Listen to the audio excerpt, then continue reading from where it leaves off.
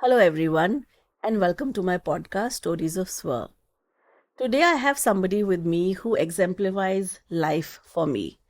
I have seen her go through lots of ups and downs in her life, but the liveliness that she exudes in her personality is something that I always love, have always cherished.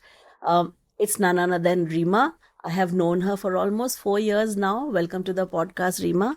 And it really is true for me when I say I look at you, I feel as if I look at life itself. Thank you so much for who you are. Thank you so much for being here. It's lovely to have you. How have you been? How has life been for you lately? Life has been a dream and it continues, a beautiful one, okay, Dhira? And you play a big role in it. The last 4 years Yeah. have been transformational for me, Mm. and I'm grateful to so many people Mm. and overall the universe, honestly. Mm. Um, this last 4 year, it feels like I'm reborn, Yeah. and I am loving this life. So Mm. people might say कि आधा जिंदगी चला गया. मैं तो कहती हूँ मेरी जिंदगी is just starting. Yes, Like life absolutely. is just starting for me now, and it is so different. Yeah. I love it. I would love for our viewers to know a little bit about what life was for you when we met 4 years back. And I literally know what you mean, that you are almost reborn. I have actually seen you shedding so many layers of the way you used to live your life earlier to the way that you're living life today. So completely unabashed, loving the way you live your life. I wouldn't say it has been easy for you. But I know, like I said in the beginning, you have lived your life fully, whether it was through the lows or through the highs. Tell me some things that came up very easily for you that you had to change it, and then there were things that came much later, but that also became a part of your transformation. Let's begin with what was obvious right there, the top layer of your transformation. So, you actually said it really well when you said that I live life unabashedly. That is me right now. Yeah. But I do think that if you ask people 10 years ago or even 5 years ago, they would say Rima to aisi hi thi. Mm. But I know that Rima aisi nahi thi. Like Rima was not like that. That Rima was an actor. And I think I was a damn good actor. I also remember in the recent community event that we held, Yeah. I think it was the first time that I even heard your anecdote about how you were introduced to me. I think that's a very big part of your personality, the humor that you bring with it. Yeah. And we will talk about what lies behind that humor. But I would love for our viewers, because I know a lot of people today also think about therapy the way you were thinking about it. How was that introduction for you when you were introduced to me? Dhira, you asked me a little while ago about what were the layers that came very easily, right? Like what were the things I had to do. I remember when I decided to separate from my ex-husband. It was one day before my birthday when there was complete clarity. On 5th April, I was like, I'm going to be free when I enter my fourth decade of my life. I was going to turn 40 the next day. And, I remember telling him, and for the first time in my life, I actually remember looking out on the balcony, standing and saying, I'm free, I'm free. And I felt free. It was years of walking on eggshells, taking a back seat now. And I could run, I could do whatever. I could walk on eggshells and break them for Mm. all I care. Now, what came easy with that realization was also the fact that I will need therapy.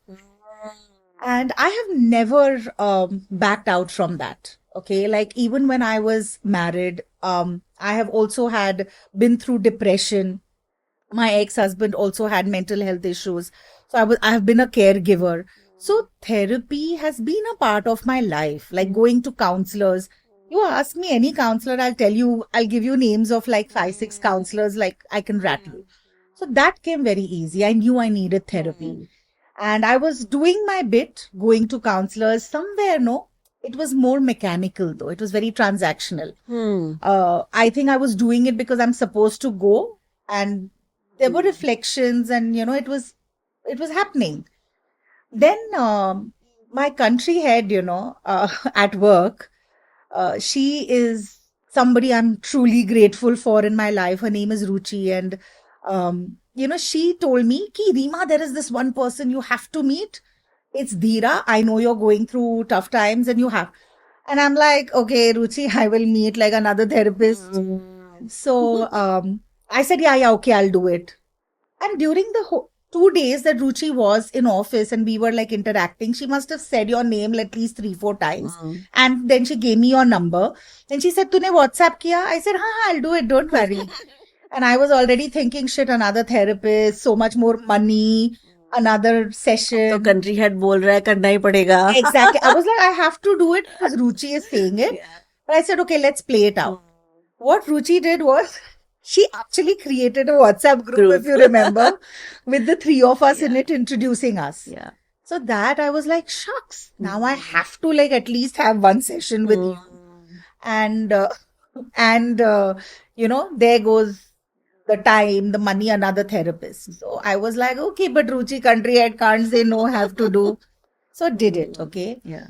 I also knew, by the way, there were some things that were foundational for me, that if I am going with someone, I will at least give them a shot for 4-5 sessions because I believe that much time one takes. And now when I think back of it, I was such an open person, no? Yeah. To actually reach out and be okay with it.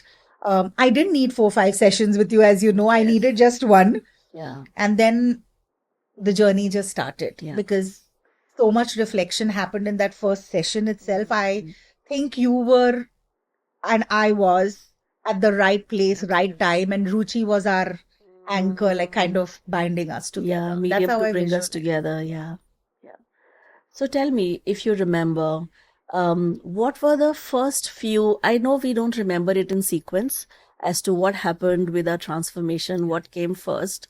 But in your case, I do have a bit of an understanding that it was exactly like the peeling of an onion.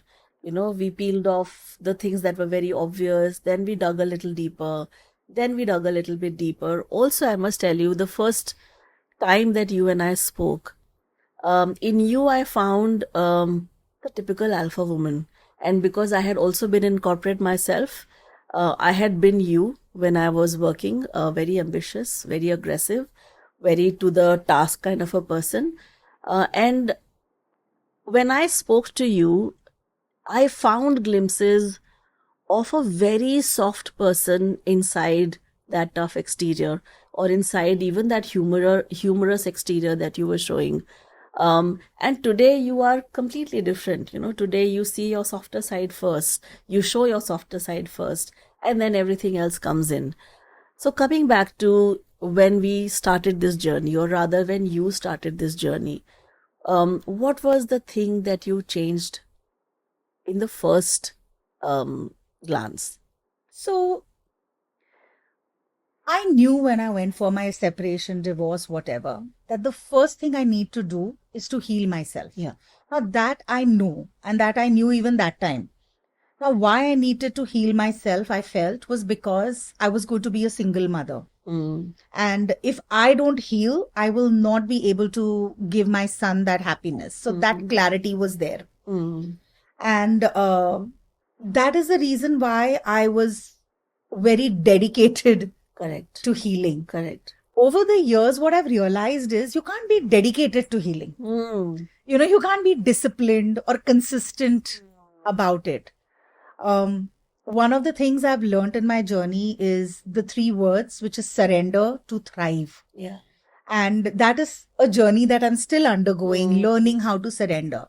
So what you saw of me, that ambitious, aggressive woman who was always in control, and I use that word, was a mask. Yeah. For making sure that I actually have everything in control. Like I remember my job would take me all across the world.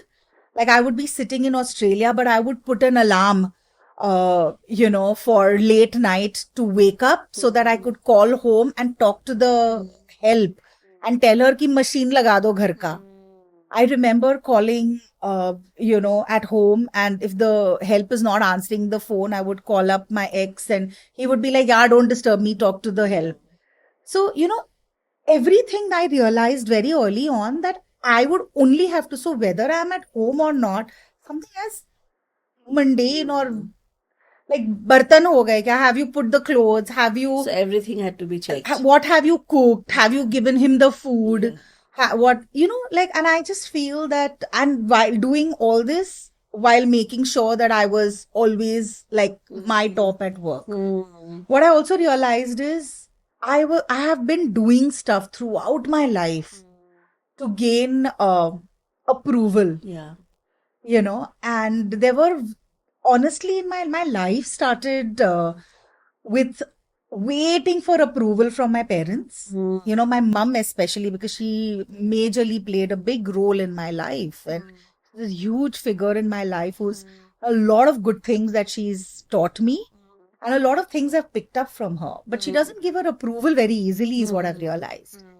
And I have always like wanted that approval, did not get it very easily. And then after marriage, it translated to wanting approval from another person. Yeah. So my need for approval has always been external. So I would do something brilliant at work. I would get awards. I would, like, my salary would increase. And people are telling me how good I am. Honestly, it would be like very happy. But I'm waiting for that one person to say, okay, great, let's celebrate. Or I'm waiting for that one person to say, I'm so proud of you. And that would make you feel good about yourself. Yes, but that did not come, like people would give me tick mark. They would say stuff like, "Ha, very good, beta," or "Yeah, good job, Reema, very good. I'm proud of you." But look at the Yeah. tone. Look at your actions after that. So what if you're proud of me? Then what? Like nothing. And I vis-a-vis- still have to go back and call and the help and say, "Ki, have you washed the utensils?" And how is it today? And today, honestly, it doesn't matter. I think I'm beyond that. For the first time in my life, I can stand and take credit for how awesome I am. Lovely. I love who I am. I truly do. And there are times when my monkey mind, the mind keeps telling me that, yeah, Reema, you can do better. Like, look at you. And I'm like, that's my monkey mind talking. I rock it. I am extremely attractive. I am intellectual. I can hold a conversation on my own. And nowadays, I'm surprising myself with the kind of insights I can, Beautiful. even at work, bring without the so-called consistency or discipline or hard work. Without waiting for somebody to give you any kind of a validation. Correct. How did that change happen, Reema? Because this is something that I hear a lot, that need for external validation, that need for approval from other people is a very common way people live their lives. How did you make that shift? Uh, it was not easy for me to even acknowledge that I needed that approval. See, Dhira, my first 40 years, or at least the last 20 years of my life, I have always, I think, worn a mask to show how strong I am. Like, I have to be Wonder Woman. I am managing the house, I'm managing everything. So, even though I would say I don't need your approval, the awareness that I have been seeking approval also came very late. And it came after my separation very, very strongly of who are the people who I need the approval from. And I think that was pivotal for me to not only be aware, but to accept that I gave my power. Yeah. So first the people. acceptance came in. Yes. First, the awareness Acknowledgement. that it's always external that I'm seeking and it's not internal. Second, the acceptance that, Reema, this is true. Like, don't run away from it. Wow. It's true. Like, so I had to stay with that acceptance, and it was tough to accept it for me. That I might trust, or I had given my power so easily to two people in my life who, I was just relying on. And it's not, and then came the part where I had to forgive myself, because I'm like, Reema, it's all your fault. How can you give power and expect, so then came the forgiveness, self-forgiveness. And then very, very recently, maybe 2 years ago, came the fact that I also have to forgive those people. Yeah. Because, I gave my power, yeah, but you don't have to misuse it, no? That's what you did. Like, Yeah. however you did it, intentionally, unintentionally, but you did misuse it. And I know what you did with it. Mm. So then I realized that it's not only forgiving myself, I can't keep taking the blame for everything. Mm. There are people in my life who've not done good by me, Yeah.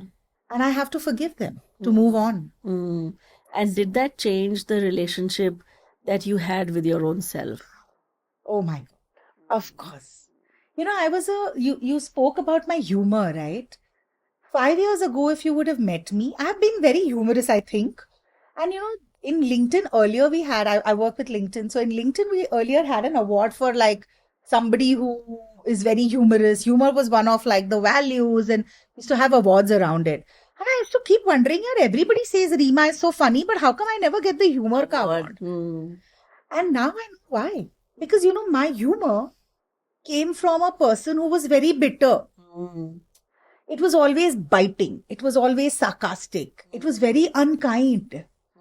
And it was now when I think about it, I have to remind myself to, I've gone to so many people in the last few years and I have apologized to them because of the kind of jokes I've cracked at their expense in a group. And the biggest person I had to apologize was to my own self because I've cracked so many jokes on my own self, especially about my body, my weight. Because everybody who has seen me 20 years ago would be like, I'm an athlete, national level athlete, has represented India, has done so well. You are so thin. What have you become? So before and people could have say, called me. yeah. They've called me elephant. They've called me a whale. And, I would remember times when my ex would say, Acha, I know what you're trying to do. You're trying to cover your fat, but if you're fat, you're going to be fat. You're so unattractive. So everything I have assimilated within me. And, I had trouble. Like, even like till date, my own family will keep telling me, listen, you're so fat. You have to do this. You have so much beauty within you, Rima. Like, if you lose the weight, now you will look so beautiful. What do you do with it now? Now, first thing I do, because it still triggers me sometimes, especially if it's people who are close to me who do it. Then I take a step back. First, I will fight because I want to be there for myself. And I would say that I don't believe that. I think I'm beautiful and I don't need to be like 50 kgs to be beautiful. I can be 100 and still be beautiful, or I can even be 200. That's got nothing to do with, Another thing I do is I immediately go back and I give myself a hug. Like, I hug myself, I touch my body and I tell it that I love it, because this is the body that supported me, Dhira. I have been through depression. I have been through days where I have craved and craved for love. And food has been my thing to go to deal with abuse, to deal with beatings, to deal with everything that I've gone through in my life, to deal with sexual abuse. I mean, every time it's food that I have turned to. Yeah. And today, if you say it's just junk, okay, you might want to call it junk food, but my body has supported me through this. Yeah. And it's still supporting me. Okay, and nobody can take that away from me. Absolutely. So do you feel, Rima, this love that you have for yourself, the love that you have for body, however it is, in turn helped you to accept yourself, in turn helped you to stop seeking approval and validation from others because you found that approval within yourself? Would that be a right way to put it? Yes, totally. I think accepting my body was a big step to accepting myself, because in today's day and world, how much we associate with body image, it's not even funny. Yeah. What I also realized is taking care of myself. Earlier, I would wear like the worst possible clothes. I wouldn't really bother at all. And then that started shifting a little bit and I wouldn't bother because I'm like, anyway, I'm fat, who cares? Yeah. In my head, And when that started shifting, I started exploring that side. Absolutely. Earlier, I would look down upon feminine, the word feminine. For me, that meant talking about parlors and playing Yeah, I remember conference. that. Also, Rima, since we are talking about body, Lewis very beautifully says that, whenever we have excess weight on our body, and that's a realization that I have even for myself, um, that's a trauma body. That means that we have, in some times in our life, felt unsafe, either about the situations around us, the people around us, or with the emotions that we had to deal with. So, whenever we felt any kind of safety issue, we wanted to create that security, we have put on layers of weight on ourselves. And I remember we've spoken about it and we still talk about it. How does it relate with your journey? So on the layers, again, I think that's also a very layered question for me. Correct. Uh, so, you know, my relationship with food started, and like, the whole body needed as a protection technically started with me being in college. Mm-hmm. Okay, at least that's when the awareness, at a very Mm-hmm. awareness level, like I want to eat out and stuff like that. No, when I say college, it was 11. I was like 17 years old. Okay. That was just the time my athletics had stopped. I had to give it up because of I have these stress fractures in both my legs. And it was either surgery or I have to give up sports. And sports was a big part of my life. Like my parents had sacrificed so much for me to do that. And so there was a lot of pressure. So finally, when I was giving it up, um, in my heart, I was happy. Okay, honestly, I was like, dude, I'm out of this shit. Like, but I couldn't show it because my parents were so invested in it. And I had to show that I am very upset and it's hurt me a lot. That's what I thought is the right thing to do. Mm-hmm. So I put that pressure on myself. And that also, whenever I put pressure on myself, I would go and eat. Eat. Now, I couldn't afford to eat in places that I can now. So I would hog on stuff like vada pav, street food and everything. Or those rekdi. I was in Mumbai, so Chinese food. Then that was around that time after that, like a couple of years into it, I again started working out and all. So my body weight was like here and Fluctuating. there. Like it was fluctuating, not very majorly, but it was. And I would still get to hear, like, look at your body, look at this is not what you are. This is so I started wearing clothes that were loose Mm. to cover up Mm. the fat. I mean, when I say I was fat, I was what, yeah, 52 kgs, like, but I'm used to being much more leaner because I was an athlete Yeah. and everything. So, and then I started going to the beach and all. And I would love going to the beach. Why? Again, external validation. Because people would stop and see I was doing 180 ka flexes and I was very flexible. I can do it now also, by the way. I can still do a full Wow. split. Okay. Now, having said that, I used to love the attention. So I would keep going. I used to not like the running and everything by that time, but I would love the attention. And then came this boy, my first boyfriend in my life, who was very toxic. He hated the attention I got from others. He was very overweight. So he would get me out to eat and stuff. And I was so ever ready to eat because I was going through anyway my emotional this. So I would keep eating. And then he would keep telling me I'm so unattractive and I'm so fat. And then there was also physical abuse and beatings and stuff. And I never told this to anyone. But my way was I would go and eat. Like I would get beaten. I would be told that, see, I love you so much. So I'm doing this. And I would be like, yeah, I deserve it because, like he loves me and I'm not listening. So I deserved the beating. So I would go back, but I would still feel sad. So I would eat. So you would eat your emotions. Yes. And the cycle continued. I was able to break away from that relationship after 3 years. That was the first time I spoke to anyone about the physical abuse part of it. And I lost all my friends because nobody believed me only. And there were like a lot of other things also, but because they were common friends, right? So most of my friends went away, like thinking that what is this, what bullshit, because, the person was very well known and very social and, all that. I was like, So okay, something that was very real to you, it was not being accepted no. by the people who mattered to you at Yeah. that time. In that age, our friends matter a Like my lot. parents really believed me, and this one best friend who's my ex now believed me, and I just held on to them because they believed me, because nobody else did. And yeah, so I was able to get out of that relationship. It was pretty bad. Then what did I do? Eat.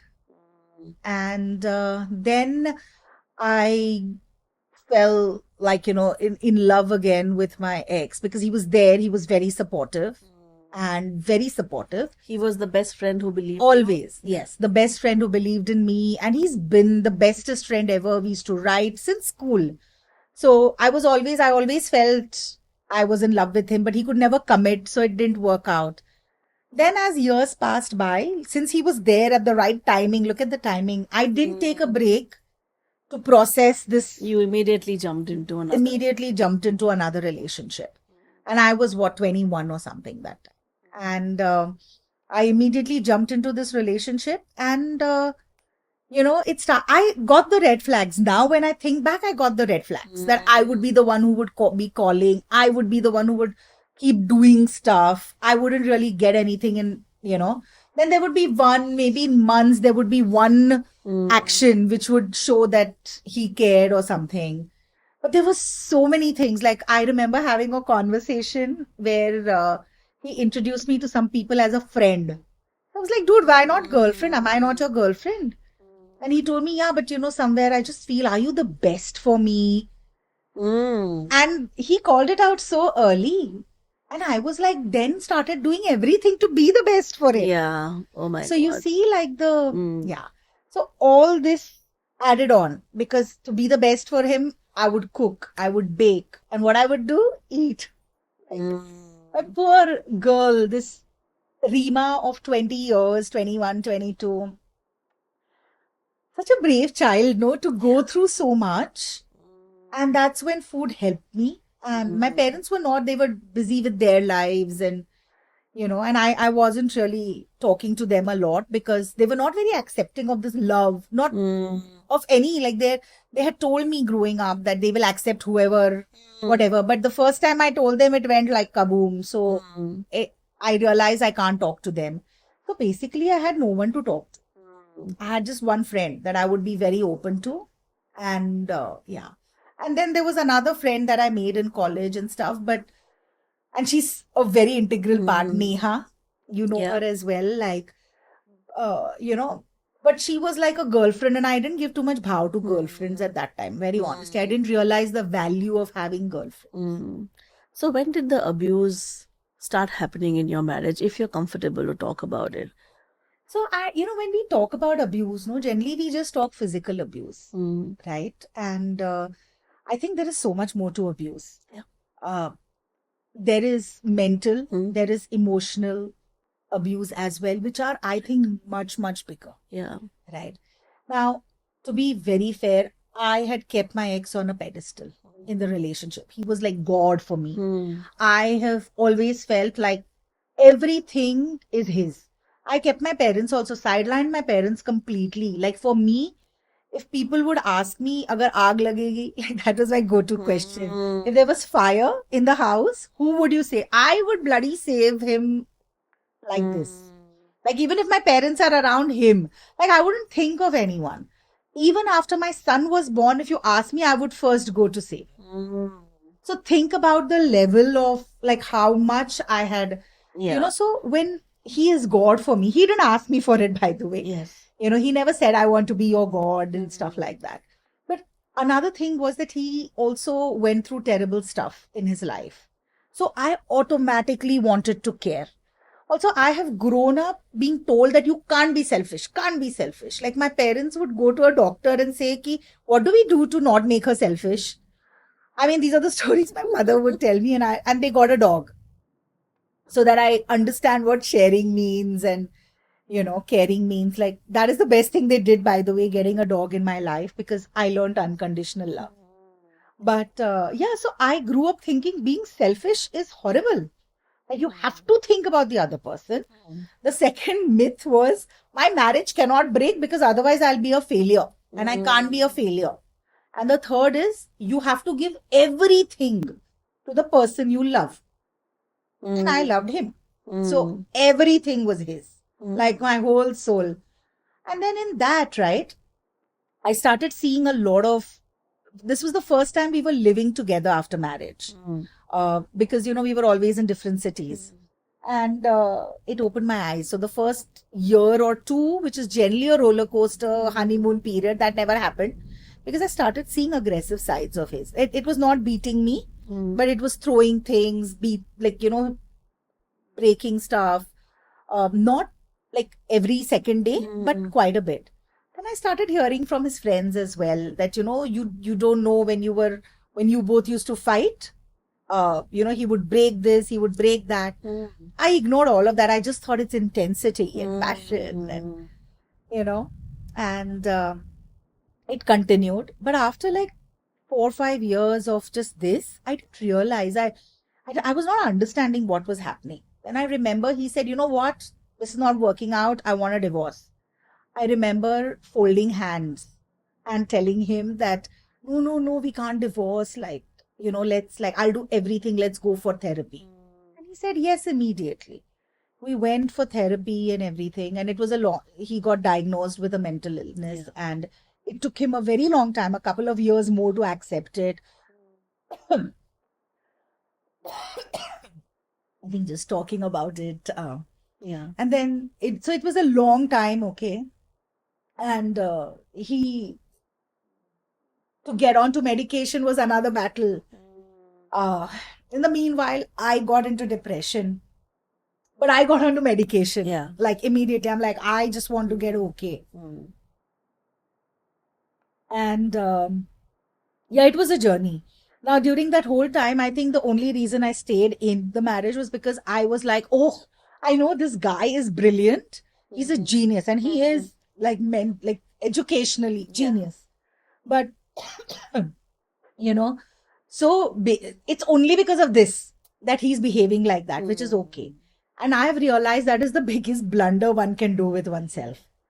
To say ki iska dil acha hai, but sometimes he is, he throws things or he breaks things or he's shouting or he's, insulting you constantly. Or like there has been a time when I was in Lonavala at my parents' place and we got into an argument. Now this stands out because this is a big one for me. Like 2-3 things really. And I remember we were having an argument and he would raise his voice. That is his go-to. And I'd be like, please don't raise your voice. And we were in Lonavala outside, and Lonavala is a very small place. And, the neighbors would hear it and stuff. So my dad also came out and said, like, guys, go inside and fight. Like, don't fight outside in the garden. And then purposely he raised his voice more. And then he told me, you fold your hands and say sorry to me. Otherwise, I will continue with the... So, like, I actually folded my hands and I said, I'm so sorry. And every part of me was telling me not to do that. But I was like, no, otherwise my parents' ka reputation kharab ho jayega, ya neighbors ko pata chalega. And the world thought that he's the best thing to have happened to me. And everyone in the family as well. I mean, I was doing this and every core of my body was like, don't do this. But I was always thinking about the reputation of my parents or what people would say. And external, no, everything is so external and that importance that I would give.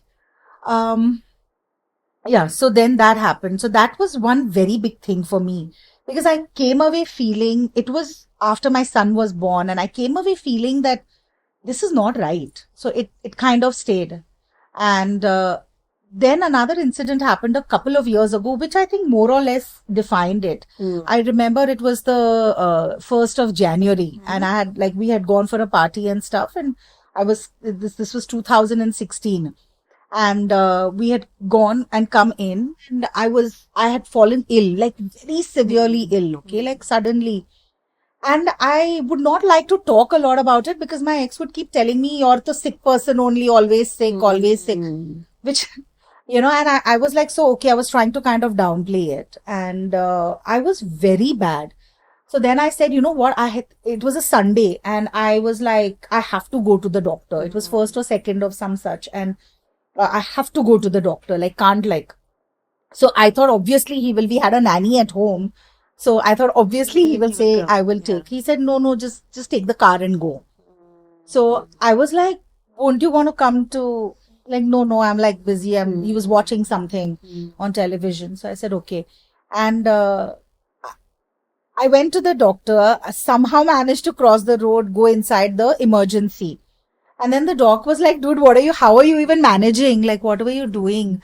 So he put me on saline and he said, we might have to keep you overnight for observation. Just call somebody from your house.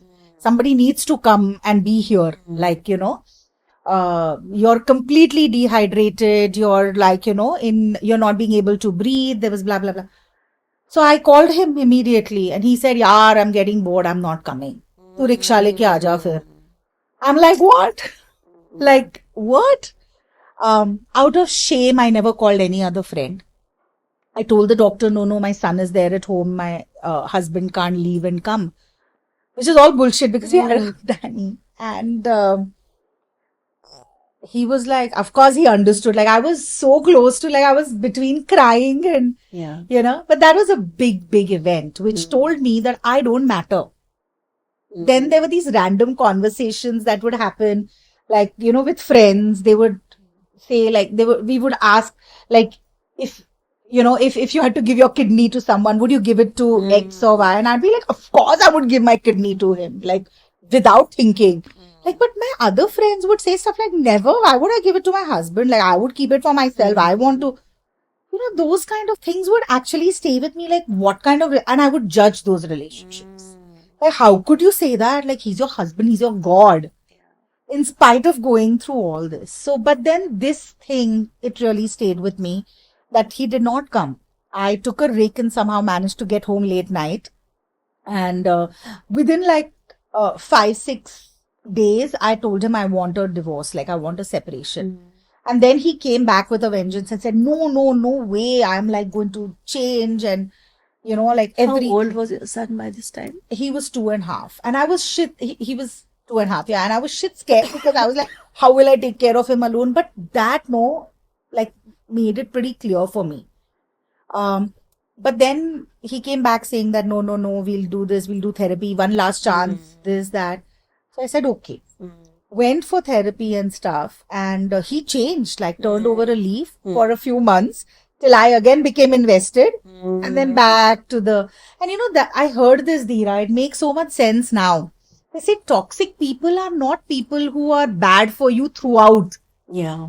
They are the people who are good sometimes and bad sometimes. And I would keep telling my ex that, why are you doing this? It's so taxing for me to, and this has happened 3 times before the actual divorce happened.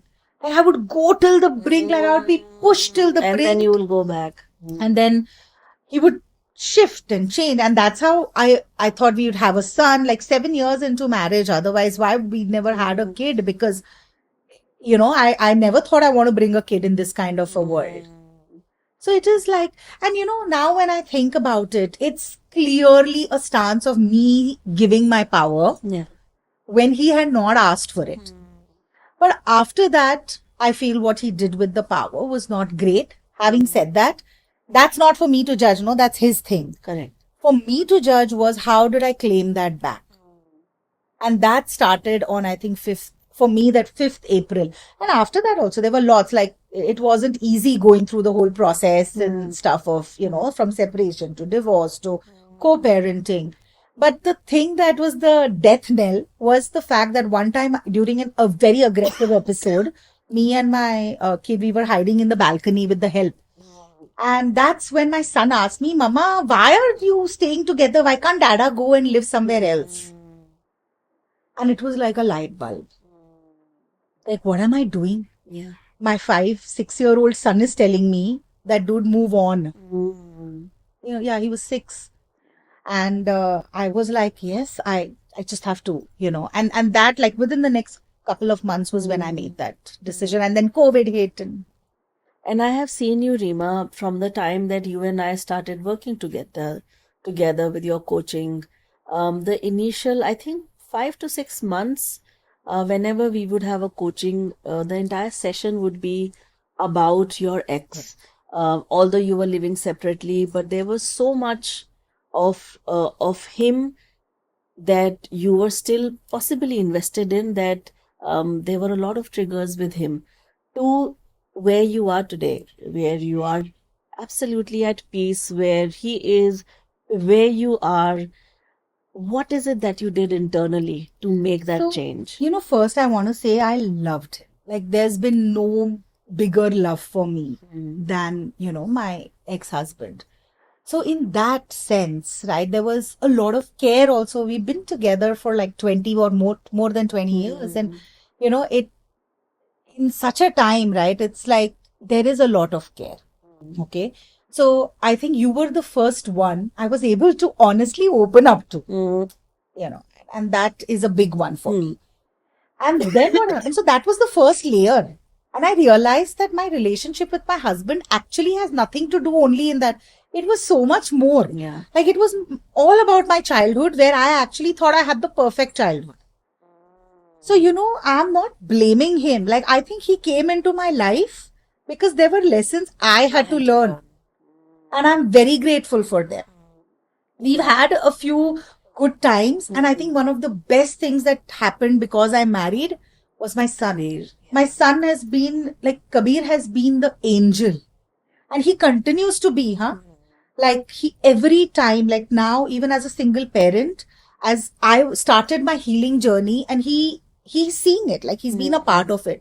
My biggest struggle was to make sure that I continued to let him be with his father in spite of what I was going through. Correct. And every lawyer told me, he said, please cut your son off from your ex. You see how you will get alimony. You see how you will get child support. And I didn't do that because I really wanted, I have seen how my ex has suffered. I do not want that for my child. Yeah. Yeah. So, and I'm super proud as I say this, because I think that was my win as a mother, Yeah. as a And I single think parent. also, listening to what you're saying, when you also change the lens with which you were looking at X, and it's a beautiful way to put it, that, he came in your life to show you things that you had to do with your own self. 100%. And we call them as soul teachers. And some of our biggest soul teachers are some of our biggest triggers. So when you change the lens with which you look at him, Yeah. possibly those triggers, they dissolved and they released with the work that you did on your own 100%. I self. think today both of us, are in our, I mean, I would only want the best for him. And I really hope he's dealing with his thing, and, he's dealt also. I want him to be happy in his life. I am happy in my life. I have moved on. I'm learning every day, and I'm still healing, because one part was marriage. Yes, it took away 20 years of my life, but that was just one part, that abuse. The deeper abuse was in the first 20 years of my life, and I never even realized it, right? Would you like to talk about it? Yeah, I think I took a long time to talk about it to my own self, because I did not realize it existed. And it came through, doing these Heal Your Life workshops. What was way inside came up. When I did hypnotherapy, I remember, there have been times when a lot of sexual abuse thing kind of come up, and it would come up, and I would see myself as somebody who's always in a protective gear, protecting my body, protecting. And, my food habits, a big part of it has been protecting my body. Sorry. Because, if I look a certain way, then hopefully people wouldn't People will hit not on me. notice, yeah. So the couple of things that happened were, like, one, when I was 13, I was hit on by a doctor who was the sports medicine doctor of the India camp at that time. And that was a big turning point for me, because he molested me. He touched me in places you're not supposed to. He kissed me, he cuddled me, he did kissed me, did everything. And It was horrible. As a 13-year-old, I was so naive. I didn't even know what a kiss meant. I mean, now, of course, it's different, the world. But I came from a very, very traditional, like, I never had spoken about boys, even till I was 13. So this for me was, and that was the one day my mother was not there with me. The one day. Otherwise, every time we would go to this doctor, and then he I remember doing it, and while he was doing it, saying, "You're so good, you're so good, you're going to do this." You You're were 13 years 13. old? I was just 13. And I came out, smiling, and he said, "Don't have to tell this to anyone, blah, blah, blah." But somewhere, of course, I felt wrong. I completed my practice for the day, and when I went back, I spoke to my parents about it. My parents were, of course, very agitated, angry. But then, and they kept me away from this conversation. I'm sure what they had, because I don't remember it. And generally, my parents are used to be very open. I've been brought up in a scenario where everybody, all three of us sit, talk, communicate. But this I don't remember at all. Like, I remember them talking, and I remember like kind of trying to eavesdrop. And one thing that I remember is they decided they will complain to the authorities and stuff like that and get it done with. But they did not make a police complaint, and just I think one of the conversations was why the whole world will come to know and stuff like that. So it's like, to safeguard myself, Yeah. like to safeguard me, it would be better that we don't talk about this. So they complained, they got him transferred, which was a big deal, but they didn't do a police complaint. They didn't tell the whole world anything of this sort. Now, I never looked at it from that perspective till I remembered what had happened to me when I was about 3, 4, 5 years old. And what had happened to me was that there was this close friend of ours, family friend, who was touching me in all the wrong places. And and I, when I remembered that, I started remembering it in bits and parts. When we were coaching, it also came out. And I was downplaying it. I remember downplaying it, saying just little bit here, there. And then as it became clearer, and I remembered everything that he did. Then I remembered conversations very clearly with my mum, telling her that I don't want to go to this uncle. He's horrible. He makes me sit here on his lap and does stuff to me. I remember these, and I asked my mum if I had these conversations with her. And she said yes. And she would be like, "Arey, but like, he's a very nice person. It's okay. Don't think like that." And I would still keep going to his house because, his kids were my friends, and like, it was crazy. Yeah. So what happened is, I think as we were, during my coaching, we started talking about the one with the doctor, and then there were a couple of incidents later as well. And I remember one of the incidents, just going a little further. I was married at that time, and we were on a bike, and somebody came from behind and touched my butt. And I started shouting there only, and we stopped, and I got down, and I made the guy stop and get down, and I was going to slap him and stuff. And and the guy's like, "Nay, nay, nay, I didn't do anything." This was in Bangalore, and I said, "Nay, didn't do anything." And my ex also first was like all, but then he was so convincing, and my ex asked me, "Rima, you're sure now he touched?" And that killed it for me. Then I actually immediately questioned myself, am I sure? Like, did he really not touch? And I just felt it, and it stopped. And that's again about, if you see, now I see a pattern. In this moment, I actually was able to, The belief people have in what you have to say, and like, people how don't much- believe me only and how much that is or used to be important for you. for me. Like the fact that now I can stand here, and even today, my mom doesn't believe it only. That's where I'm coming to. My mom does not believe that it was such a big deal, or at least that's how she portrays it to me. And that was such a big trigger for me. And I didn't realize it at that time. I'm like, "Okay, if you don't believe it, don't believe. I know now what happened." But it still, tears me a lot of times. And I get angry, I get hurt, and I get sad that why she won't. Then I realize, it's not her lesson. It was a lesson for me. And more importantly, see, she was what? Yeah, she was like 23, 24. I didn't even have a kid. She was that young. She was married young. That was her time. So it's not that I would ever blame her for it. Maybe I feel sometimes that she would blame herself. And I would never want that for her because I love her so much. But when she didn't believe me, it just made the whole thing stronger for me. Yeah. That people I care for or people who I give power to don't seem to believe me. After my divorce also, I lost all my friends, keep one or two. Because my ex went to everyone and whatever their reasons. I asked my friends, I'm going through a very tough time. I actually went to few of my closest friends and I asked them, will you please stand by me and not interact with him? Like, I just need those few months because I need to heal, but I need you. I need somebody I can trust only on my side. Not both our friends. And these are my college and school friends that I'm talking about, okay? Not even his. But they did not. Yeah. And they said, no, we can't select.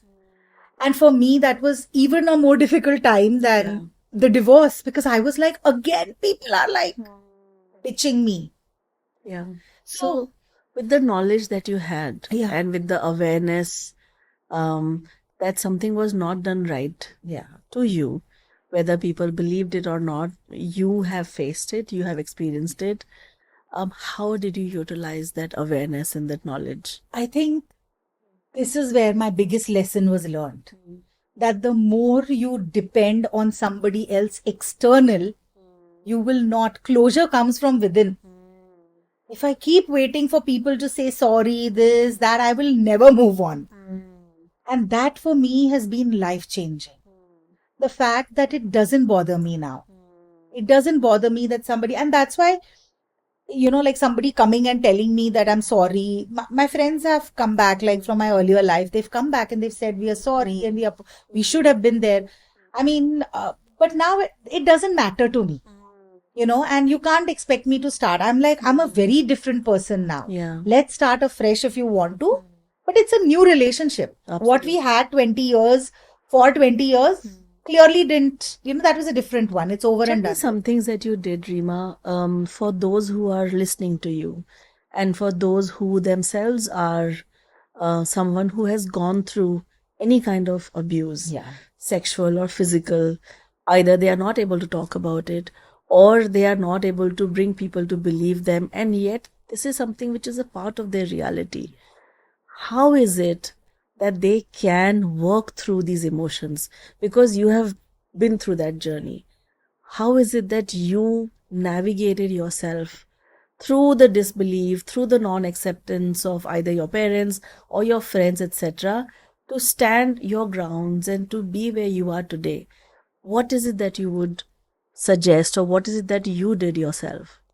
So I think everybody has their ways, things that worked for me. One, I had complete belief in my therapy. So I was I think for the first time in my life, I was completely vulnerable and authentic to what was coming up.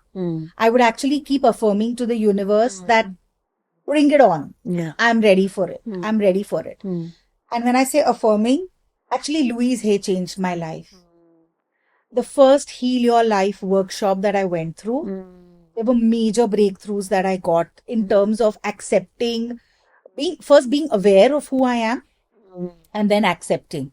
The second one was another game changer. Same workshop, such different breakthroughs. And then I became the facilitator for Heal Your Life. And another... You did one more round of I did. So basically, I did 3 workshops in 2 years, and I also did the trainer for it. And I became a facilitator of Heal Your Life. And it gave me so many different perspectives. It helped me realize what is my journey. Things that I would do. One is journaling.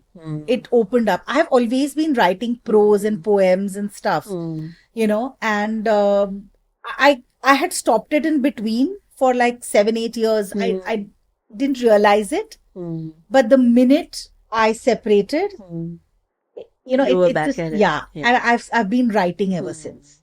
So words have started flowing, words are coming to me, and in fact today I'm just doing a 21-day mirror work by Louise Hay. Okay. It's the most basic, most foundational thing of what you do with Louise Hay. And even though I've done so much mirror work, I said, this is calling, let's do it. I've never done it in the framework. And one big thing that came up for me, and I was writing today, just 2-3 lines, nothing was coming. I started writing and I wrote 5 pages in the morning, and all around deservability. Yeah. You know, what do I deserve? If you remember right at the start, we had spoken about like, I deserve only if I put in hard work. Yeah. So these are my learnings. Like I've been brought up being told you have to work hard, you have to save, you have to be disciplined, you have to be consistent, because if you're not, then you're not going to achieve success. So I would give everything, and I would criticize myself when I'm not able to be disciplined.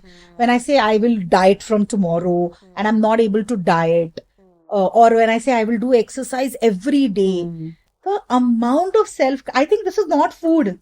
This is all was the criticism that was within me, Like I would keep criticizing, bitterness, there were so many negative emotions. These are all those that are there. And all of that is getting released. Day by day. Today, I we keep talking, Dheera, about consistency and discipline with me. Yeah. Because every time, even in group, I'm only going back to that. But I'll fall off the bandwagon. It's for me, that is the biggest fear. What is this bandwagon? Yeah? Who's created it? Right? There is no bandwagon. Like you feel like doing it, do it. You don't feel like, don't do it. If it's a priority, it will happen. Yeah. And it's easy. We make it so difficult for ourselves. I have learned that. Like I make it so difficult. Like I have to 5 o'clock, I have to wake up since childhood, I'm waking up at 4:30. So nowadays I don't feel like waking up before 6. So I'm like, oh, but 6 means 1.5 hours of my life gone. That's okay. Yeah, like who cares? Yeah, come on. I can wake up at 9. When you talk about your sexual abuse today, about your domestic abuse of any kind, what is the emotion that you're left with now? I think I am at peace because I've forgiven people who need to be forgiven, okay, externally. And I have loved. I think the biggest thing that has shifted for me is self-love. I don't rely on anybody for my love. I love myself.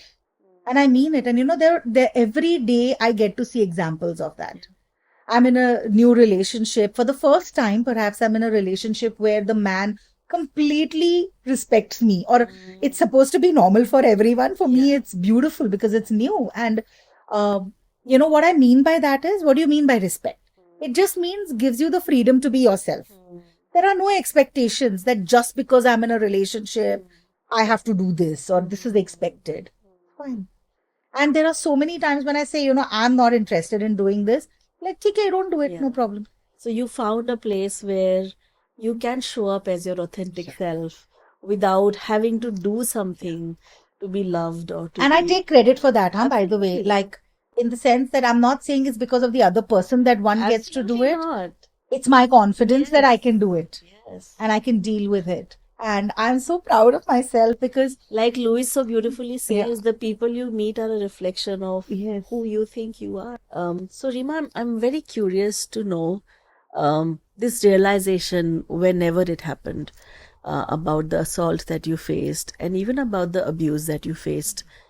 When that realization happened to you, how is it that you navigated your emotions around it? Now, this is important for a lot of the viewers who might be watching you and could be going through this themselves without people believing them or without even have the courage to speak it out. What did you do? How did you navigate yourself through this realization? So, the single most thing I think, which is very important, is the readiness to accept whatever comes up for you, the awareness of it all. And I think I wanted to find out everything. Yeah. And I wanted to heal. I think that want and desire is very critical. Having said that, there are lots of resistances that you've built. I remember the first Heal Your Life workshop that I did. I could not punch. There is a pillow punching exercise where you take out your anger, on these things. I couldn't punch. I was like, I'm so used to suppressing my anger across the years. I just couldn't. I said, no, I have to be, kind. I can't punch. I can't be aggressive. Whilst I thought I was being kind, it was actually my resistance and fear of saying it aggression out loud, yeah. and anger towards stuff. In the second one, it was a little like they were like, push, you have to do it, Rima types. So a little bit I was able to do bits and pieces, but very half-heartedly. It was in my third one that I just let go. And that is the one where awareness was there, okay? But acceptance that this happened to me and it is not my fault. That for me was a big one. And saying it out loud. Like it's not, it is his fault. He did it to me. He did it to a 3-year-old, 4-year-old kid. Who does that?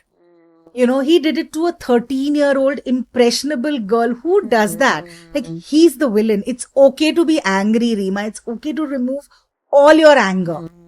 I think that was the time, and you were there, you remember how crazy I went. I wouldn't stop hitting. Yeah. There was so much that was coming out, like I just got out my anger. And today, and then once the anger was out and it was acknowledged that anger was there, then starts the process of being even open. In the workshop, you'll remember I was not open to forgiving him. Yeah. Like both of them, I was not open. No, I'm not ready. It took me a while to say, okay, I'm now open to thinking about forgiving them. Correct. And then we worked on the forgiveness. And today, maybe that's why I'm not crying as much. I told you to keep a box of tissues, but see, I've not used it. It's because I think I've processed it. Like, all that happened, it gave me a learning.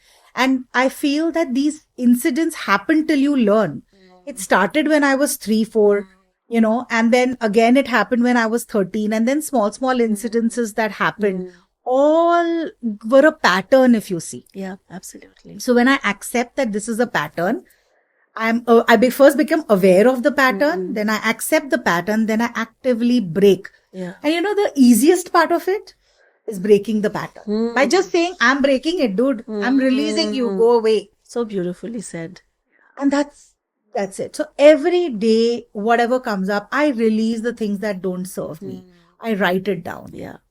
you know. And so for anyone who's going through this right now, what would your message be? I understand one is continuously giving yourself that love and assurance that it's not your fault.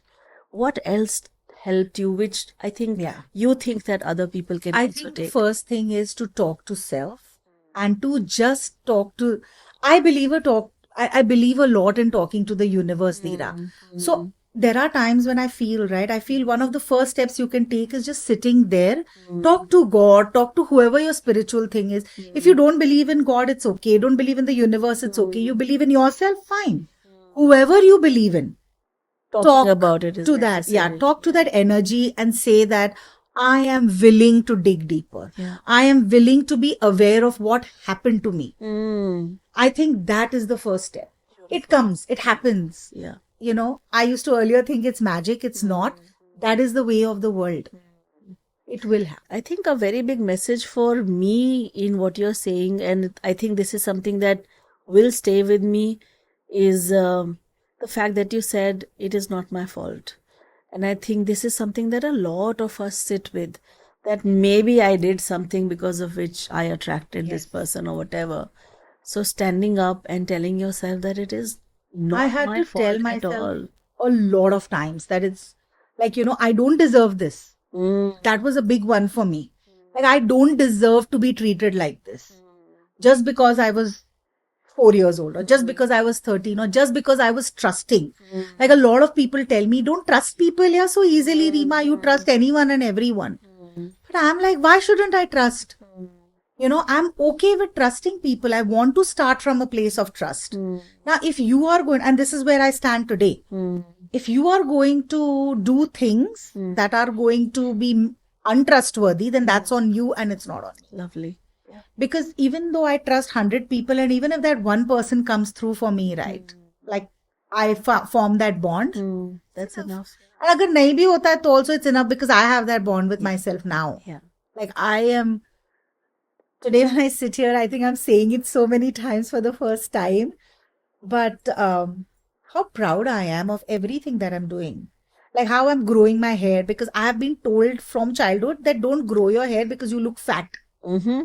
So always cut your hair, always cut it. So I have been cutting my hair for 25, 30 years. I've been Even cutting though my you wanted to grow your hair. I've always loved long hair. Okay.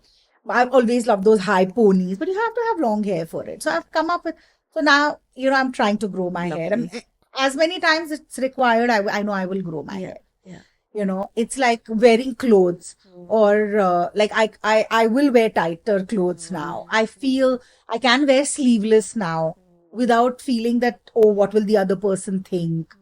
I feel so much more confident in my own body. I give it a lot of love. I keep telling it that I love you, Reema. I love you, body. I love you. And I want to share this. I had a meniscal tear, okay, 5 weeks ago. And everybody said it's a grade 3 tear. Like 3 doctors, you have to have surgery, have to have it.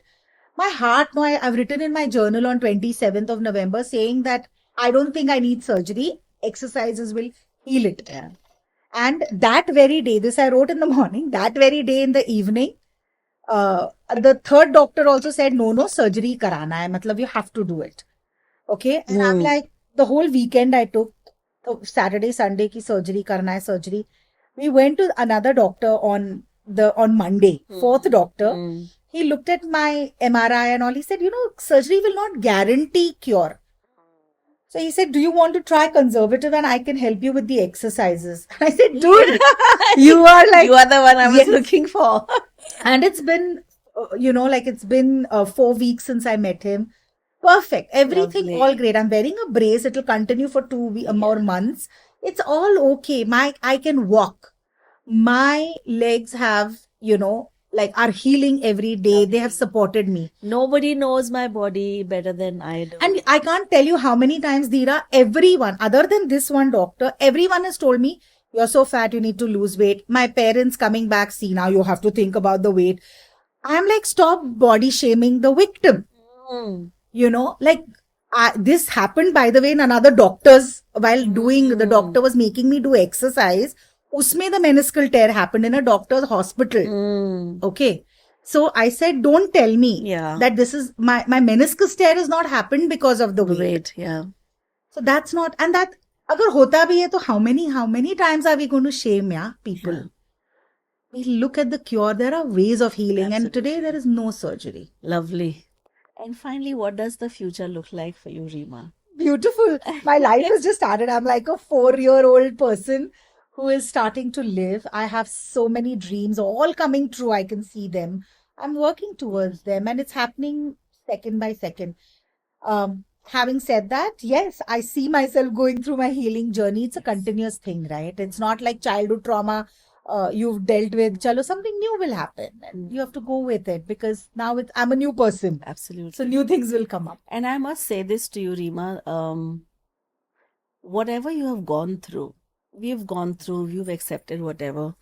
Had it been anybody else, they would have become a little cynical about life or love.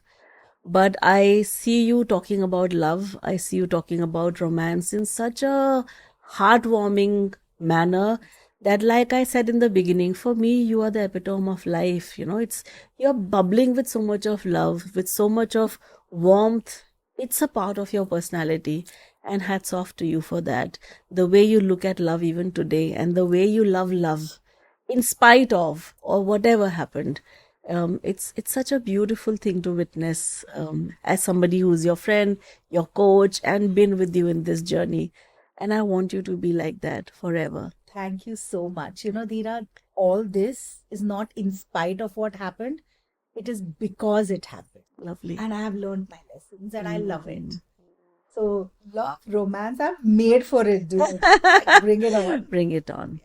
Thank you so much for being with us. It has been beautiful to be a part of this journey, and I'm sure this is just the beginning. We will continue to be a part of each other's life, and like Tanisha asked for the season 2 of Stories of Soar podcast, we will be seeing more of you in the next season.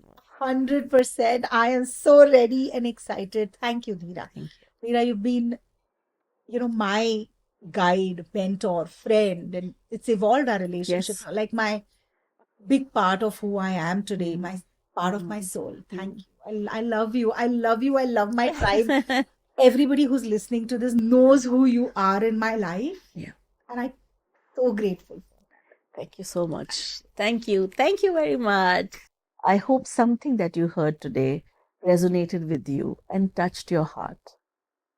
The beauty of these stories is that they are real stories by real people who have gone through some real issues in their lives and overcome it. I hope you take away something from this story today and will join us for another one very soon. To continue this journey with me, please like, comment, subscribe, and share with as many people as you can. Thank you so much.